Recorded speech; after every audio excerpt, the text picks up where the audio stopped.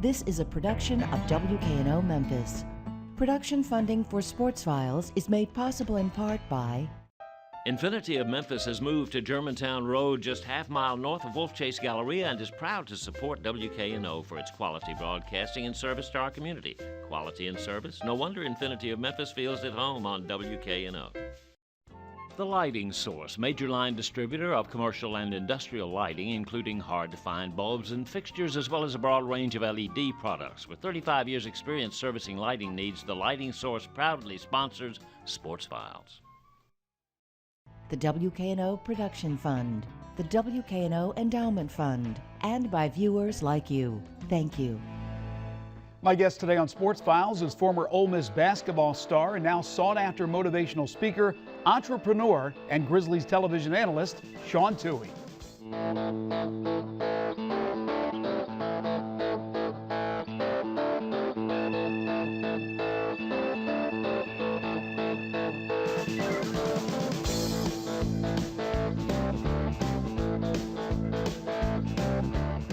To say Sean Tuohy has lived a good life is an understatement. To say Sean Tuohy has worked his tail off to get to this point would be an understatement as well. And who knows what more lies in store. Sean is a product of the state of Louisiana, where he learned the game of basketball. He then perfected it as a point guard at Ole Miss, a point guard who would go on to become the SEC's all-time assists leader. The three-time All-SEC performer was also a member of the All-SEC academic team, and he would use that education to reach even loftier heights. Today, he's the president of the RGT Management Incorporated and owns and runs over 90 restaurants in 7 states, all affiliated with the popular Yum brand. If that wasn't enough, Sean and his family would become the subject of author Michael Lewis's book, The Blind Side, the story about the Tuohy's adopted son, Michael Orr, who is now in his first season with the Titans after helping lead the Ravens to a win in Super Bowl 47. The book was adapted into a motion picture, and country great Tim McGraw would portray Sean in the film. The success on the court, in the business world, and now on the big screen would turn Sean into one of the most sought-after motivational speakers in the country. And in his spare time, he even provides analysis on many of the Grizzlies telecasts. Today, Sean Tuohy on his hectic schedule, the negative feedback he and his family initially received after adopting Michael Orr, and his incredible donation to his alma mater, who in turn have named the Ole Miss basketball practice facility after the Tuohys. It's all next on Sports Files.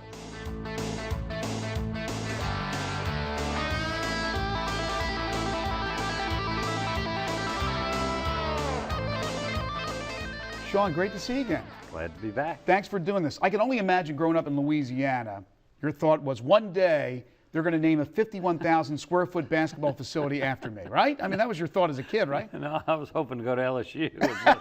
My thoughts, but they had a guy named Ethan Martin who was a year ahead of me. We played AAU ball all the way through, but he was a year ahead in school, and he signed at LSU out of Baton Rouge, McKinley, and I started as a freshman. So my dreams of going to LSU changed fast. But you went to Ole Miss, and the rest is history. Let's start now and go backwards. Huge donation from you and Leanne and the whole Tuohy clan. And how is it that you're going to drive by and go see a basketball game down there, and there's a practice facility named the Tuohy Basketball Center? Well, it's obviously a big honor, and they were so nice about the process and so accommodating that I was more than happy to do it. You know, it's been a big thrill when I go back to New Orleans. The high school gym's named after my dad.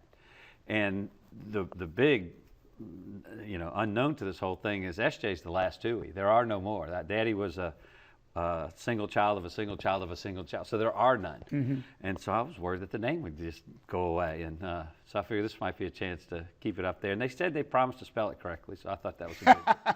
You know, you're a humble guy when you talk about your career, and a lot of people look at the entrepreneur, about Michael and your success in the Grizzlies television, but you're the all-time assist leader in the SEC, not only at Ole Miss. So you obviously had a stellar career, and I'm sure there were some great years for you. Well, we had some good years, had some good players, and some good teams, which was fun because my sophomore year we went to the NIT. That was back when the NCAA only took 36, so there wasn't a lot of bids going around, and we went to the NIT. It was the first postseason game in Ole Miss basketball history. Wow. So that was probably the coolest thing that's ever happened, being the first at something. You know, my generation, we're not first at anything because it's all been discovered before. Mm-hmm. And so that was a big thrill. We had some nice teams. Of course, we had great players. John Stroud, Elston Turner, who coaches with the Grizzlies, Carlos Clark from Somerville. Just, you know, guys who could really, really score. So my job was pretty easy. I'd much rather have been the scorer. You know, they get, you know, they get all the glory. All right? the glory. But it just wasn't my position to be, and so I was happy to, you know, help them out, and they were very accommodating because they were great. Elston was a just fabulous player, and Stroud never missed. I don't think he ever missed. You grew up in Louisiana, you learned the game from your dad, so on and so forth. But when you go to Ole Miss, really, that's where the life changed, because not only the great basketball career, your beautiful wife, but also business. You were all SEC academic as well, and that has helped you in the business world to be a success. It really has. I mean, a lot more than just being on the campus. The first loan I ever got was from a bank that the guy from Ole Miss owned. I mean, I don't know if I didn't have any money. Right. So I certainly didn't have any collateral. So, you know, whatever happened in my 4 years at Ole Miss, you know, implanted something in this guy's mind to trust me. And I couldn't have gotten it without that. So, yes, everything changed completely when I went to Oxford, and really for the best. I mean, I married way over my head, which, you know, my parents still shook their head going, you know, we love you like a son, but, you know, man, you way outkicked your coverage. Mm-hmm. And so it's been great. And Ole Miss has been a great place to go back to. They've been really, really nice to us. They've always had our back. You know, when you go through notoriety like the movie, et cetera, people tend to either go with you or against you. And there's never really a reason why. You don't know. But Ole Miss was always, look, anything we can do, you know, because we'd say, can we use your name? Absolutely. Well, that didn't happen with all the schools that we were attached to. And it made a difference because I thought it was important that they were a part of it. And so to give back in the way of the naming rights for the practice facility was an easy decision, real easy. Let me make the transition, since you brought it up, to the motion picture. Of course, it started with the book with Michael Lewis. You allowed Michael to be a part of your family and to get inside and find out things about you guys that, you know, other families may want to put the stop sign up. And I don't want to go into Michael's story because I think everybody knows the story. But it was amazing for a guy who, like yourself and your family, you've already been successful. Yeah. You've already had success in business. You have Collins, you have SJ, and you decide to do something for this young man. And the negative feedback you got early on, how much did it hurt you guys? You know, it was interesting. It didn't hurt my wife as much as it hurt me, because she was so driven through the process. You know, and I was kind of on the outside. She always refers to me as the ATM machine. And that's basically that was my contribution. And so I got to be a little bit away from it and watch it, and I just didn't understand, you know, why people are just so mean out there. It's the world's tough enough. Right. You know, let the mean part be the mean part, but don't make up mean.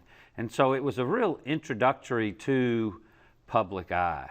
But Memphis has been very good for the most part. I mean, and then outside of Memphis has been unbelievable. So, you know, it could have been really a disaster. You're right. We had no business being in that medium. Michael Lewis took it upon himself to write the book. We didn't help him at all. We answered questions if he asked, but we didn't facilitate it. I read it literally the day before it came out on the shelf. How about that? It was not fun. But needless to say, it all worked out great. But it changed your life, flipped it upside down, but in a good way. Just real quick, did you have any say in who played the role of Sean Tuohy? Well, because you get Tim McGraw playing. Yeah, I said somebody who looks just like me, and you know, with or without a shirt on. Was Matthew McConaughey not available? He might have been, but Tim was a good substitute. No, I had no say. Wonderful guy that directed and wrote the movie called, his name is John Hancock, and his daddy was a football coach at Baylor. So he kind of understood the Southern football culture theme, and he kind of understood who fit right. And when you trust somebody, you trust somebody. And we told him, we don't want to have any say. We trust you. You're a good guy. And sometimes you got to take a risk, and we did. And it certainly paid off because he was a wonderful, wonderful person in charge of our life, basically. Give me about a minute on the importance of sports in your family. Obviously, you go see SJ at Loyola. Sure. Michael Orr, Super Bowl champion from the Ravens, now with the Titans in his first year. So you guys are going all over the place to watch these guys. I mean, you know, I get credit for doing some things that I'm glad I get credit for because I really don't have a whole lot to do with it.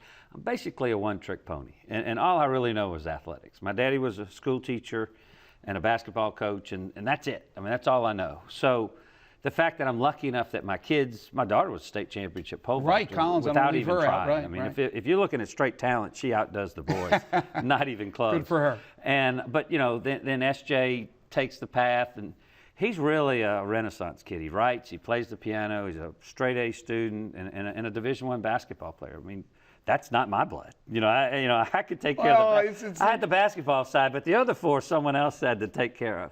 And then, Michael, we didn't teach Michael how to play sports. We didn't meet him until he was 16 years old. So all we did was really give him some hope in a house. Mm-hmm. He was already who he was. But he needed that hope in a house, and he was a natural. He was just a natural. He's just a natural, and the Super Bowl was fun.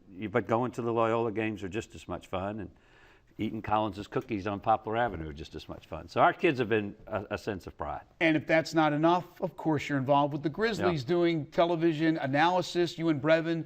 Brevin does probably about 50, you do about 25, but you've done years where you did radio every single game and all that travel. So you still get a kick out of being right there in the game of basketball. I mean, who gets a better gig? Right. I sit 50-yard line.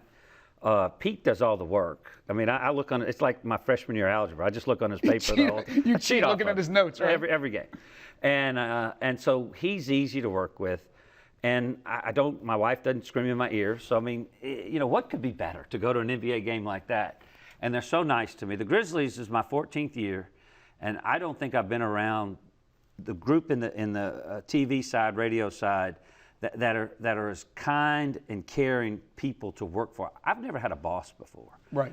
And, Randy Stevens was my first boss, really. Mm-hmm. And then, of course, Scott Zachary now. And I hope all bosses are like that. I don't know, but they've been great to work for. Just give me a few seconds on this. When the Grizzlies came here, kind of lukewarm. Now they're the biggest thing since sliced bread. Are you surprised? Yeah, because I didn't think you could ever compete with the University of Memphis basketball, because it's just a passion. Well, there's enough to go around.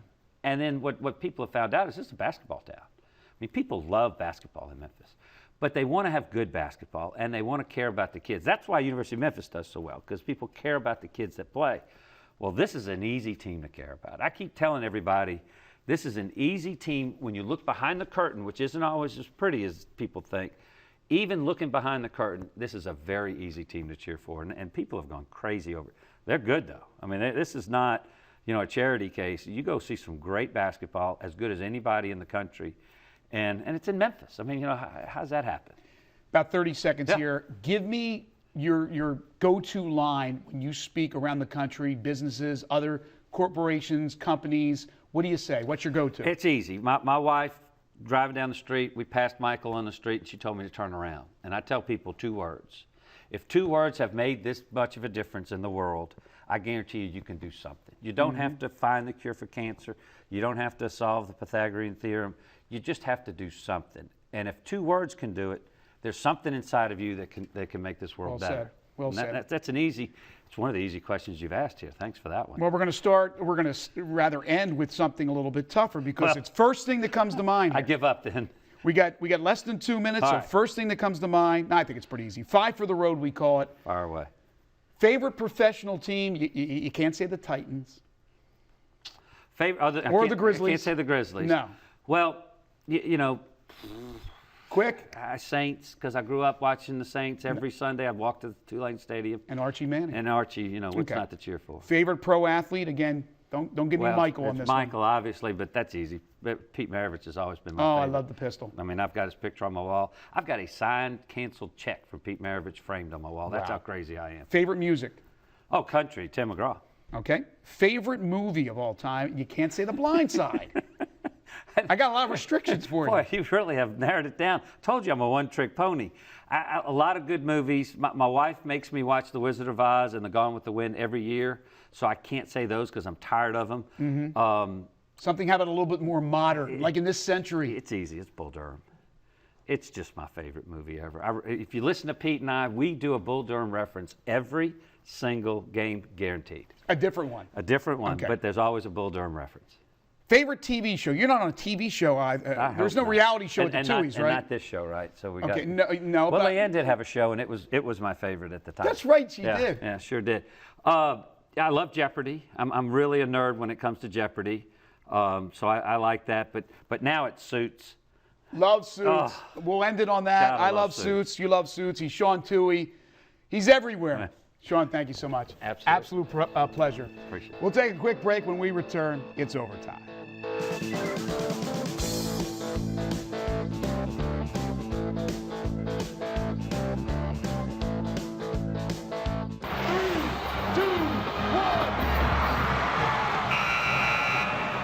Next Thursday, Sean's alma mater will kick off the college football season in Atlanta against Boise State.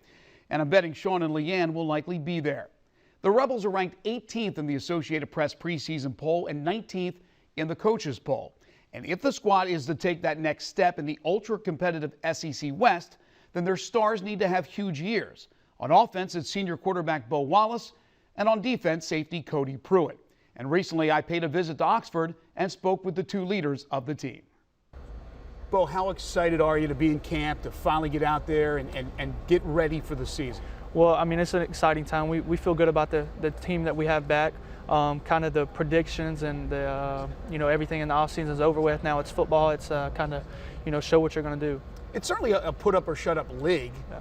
It really is a put-up-or-shut-up sport, college football, but especially in the SEC. So it really doesn't matter where you're ranked. Right. But with that said, preseason rankings came out from the coaches. There's a lot of respect there. They got you in the top 20. What are your thoughts? I mean, that recognition is great for our program, for our fan base, but, looking at it, it doesn't mean much to us. Everybody's starting with a 0-0 record, and, we get to see what happens during the season.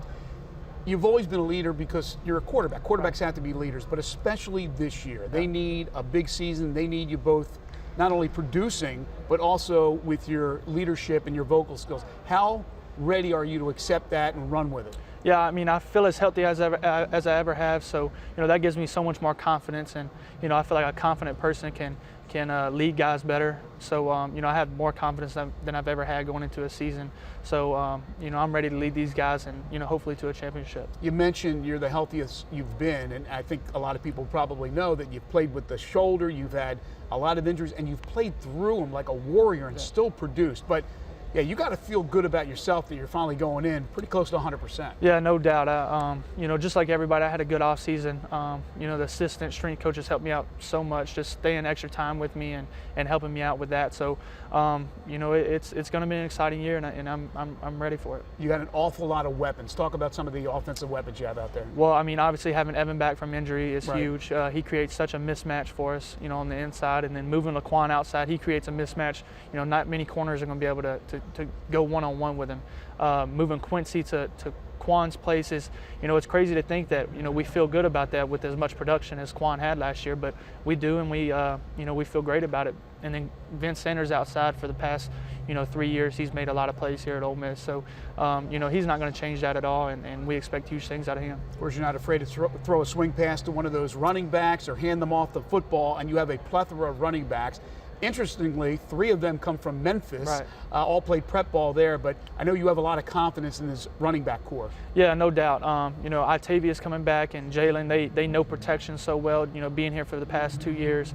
That makes me feel good as a quarterback. And then, with Mark Dotson and Jordan Wilkins and, Eugene coming in, there's a lot of guys that are going to be, vying for carries, and this is an important part of the season for them to see who's going to get those carries. So I'm excited to see that competition because it's only going to bring out the best in everyone. But when you look at the competition in the division, the toughest division in college football, and the talent that Alabama and LSU get annually, you guys have an awful lot of talent here. Do you feel it's competitive with them? Yeah, no doubt. I think, on paper we can match up with anybody that we play against. We just have to go out, have a great game, have good game plans against those guys, and hopefully take it late into a game and see what happens. What do you think the single most important thing is for this team to get over the hump and to be right up there battling for that division title? To come to work every single day, no days off. LSU and Bama, they're not taking them. We want to be considered great like those programs are considered. So come into work every day, leave your ego at the door and let's win some football games. What is your relationship like with Coach Freeze? It's great. It's good as it's ever been. I think just me maturing as much as I have over the past year, he's seen that, and I'm excited to play ball with him. Yeah, and talk about having this type of home field advantage when you have the thousands that come to watch Ole Miss football on any given Saturday? Yeah, I mean, it's an awesome environment. It's, you know, one of the best that you're going to play in college football. So, you know, I can't wait for kickoff in the vault. Have you ever looked at the numbers that you've put up at Ole Miss and you see Eli Manning and you go, wow, I'm up there with him? Right. Yeah, I do. You know, it's one of my goals to get to that record. But, you know, the most important thing is going to Atlanta and winning the SEC championship. Best of luck to you. And, of course, you start off with a tough one, Boise State, right off the bat. Thank you very much. Thank you, Bo. Yep.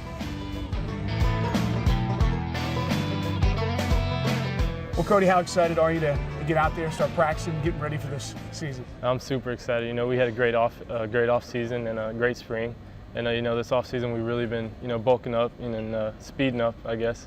But camp's here, and for me that's really the best part of the season. You know, some people would say camp shouldn't be that fun, but it is for me. You know, it's pure football. You know, you don't have to worry about class and none of this other stuff. It's just 24/7 football. What do you try to get done in camp? Obviously, you want to stay healthy. You don't want to get anybody hurt before the season. But what's the goal of the team? The goal is really just, you know, we should know what we're doing by now, but it's really just to sharpen everything up for the camp. I mean, for the season coming up. It's time to, you know, cut out all the mistakes and really just practice your craft. Get better at your craft at every position. And I think it's just really a time when people need to get that sense of urgency about the season. Coaches poll came out earlier this week. Got the Rebels at number 19. Obviously, there's a respect from coaches, from the media, from the fans out there. Do you like being ranked as high as you are?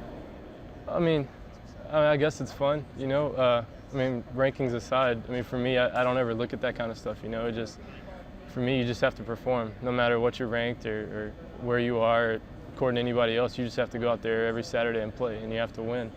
And, I mean, it's fun to be ranked like that. It's fun to have that kind of recognition, but really it's more about us, you know. We're our biggest enemy, you know. We're our toughest opponent, and we really have to just perform every day and then go out there on Saturdays and really show what we can do. You know you're playing a gauntlet of a division and a gauntlet of a conference, but with the talent you have that Coach Freeze has compiled over the last few years, do you feel your talent is equal to those of the Alabamas and the LSUs and the Auburns of this division? Oh, absolutely. You know, I've been around these guys, some of them for, you know, 3.5 years, some of them for just a year now, but I wouldn't take this group of guys over anybody. You know, we have tremendous talent, everybody. We just have so much talent across the board, and, you know, some of us are really raw and some of us are a little more seasoned, but this group of guys, we can really surprise people with the talent that we have, and I mean, I expect us to. Well, you're obviously one of the leaders on defense, one of the leaders for this team, period, but talk about this defense. A lot of talent out there. How good can they be?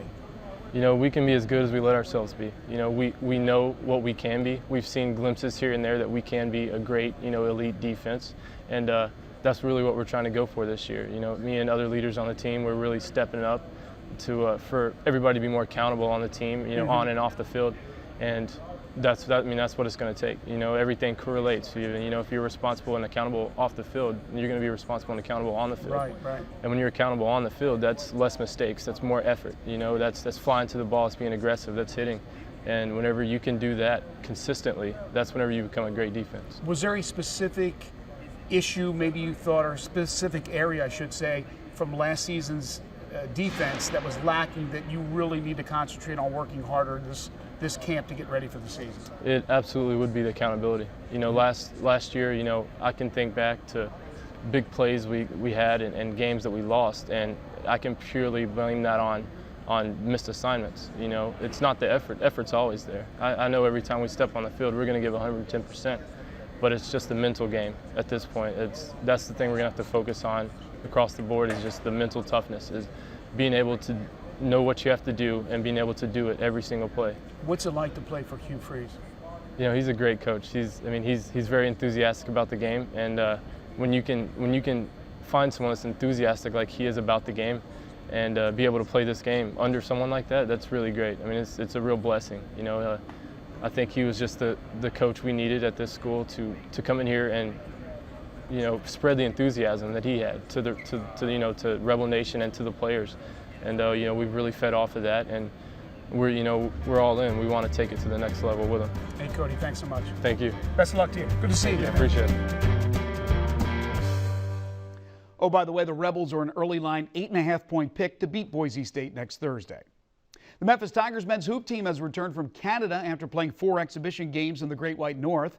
After losing the opener, the Tigers roared back nicely.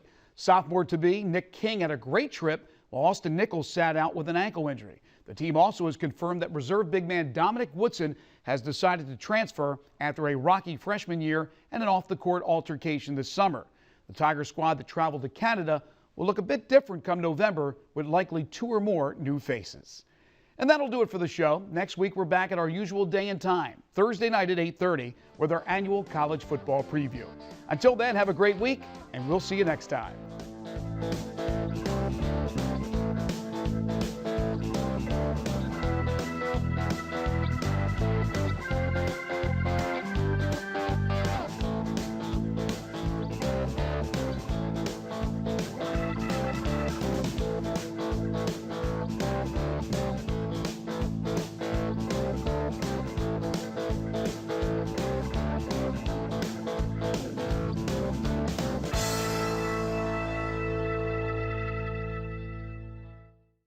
Production funding for Sports Files is made possible in part by Infinity of Memphis has moved to Germantown Road, just half-mile north of Wolf Chase Galleria, and is proud to support WKNO for its quality broadcasting and service to our community. Quality and service? No wonder Infinity of Memphis feels at home on WKNO.